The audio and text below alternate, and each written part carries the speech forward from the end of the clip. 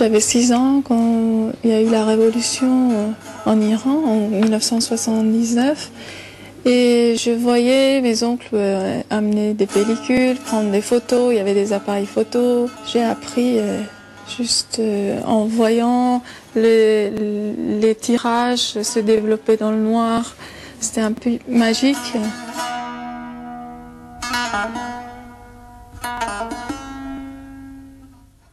Elle rêvait d'être peintre, mais c'est la photographie qui l'a emportée.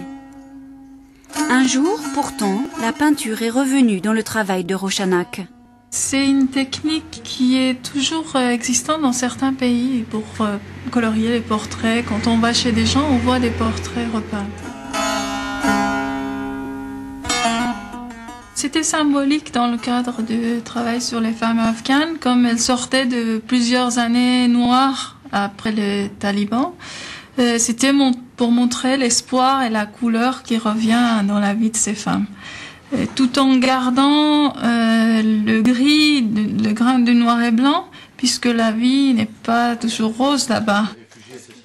C'est au sein de l'agence Webistan, créée par son oncle, le photographe Reza, ami de Massoud et photoreporter, qu'elle a appris cette exigence. Photographier, c'est témoigner.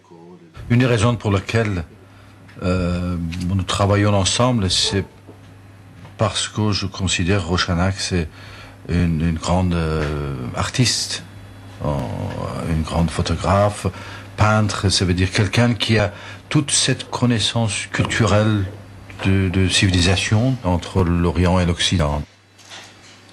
Son labo photo sous l'escalier de Téhéran est loin derrière elle. À l'époque, fin 80, l'image n'était pas bien vue du régime. Depuis 18 ans, Rochanak vit et travaille à Paris.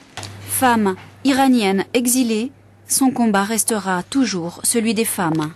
En tant que femme, pour moi, déjà, je pense que c'est important de parler des autres femmes parce que je connais mieux peut-être comment c'est la vie et puis parler des problèmes et aussi de la joie de vivre aussi.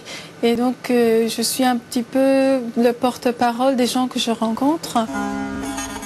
Rochanak participe ainsi au projet humanitaire de Haïna, fondé également par Reza.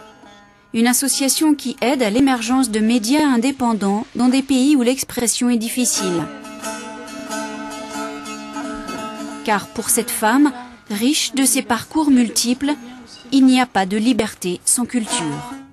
Voilà, un mot sur la communauté iranienne à Paris n'est pas très importante, mais elle est surtout composée d'intellectuels et d'artistes. En Iran, le régime est toujours très fermé, la situation des femmes évolue, mais très lentement. Certains métiers, par exemple, leur sont encore interdits. Est-ce que Rochanak retourne en Iran? Alors non, elle y est retournée une seule fois. Elle projette quand même un autre voyage, mais toute sa famille a émigré.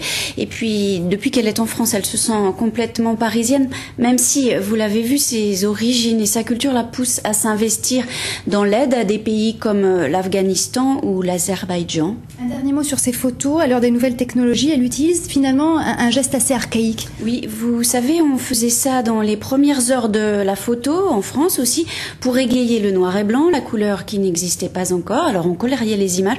Vous en avez sûrement vu les maillots de bain, par exemple, qu'on coloriait sur les plages de Normandie.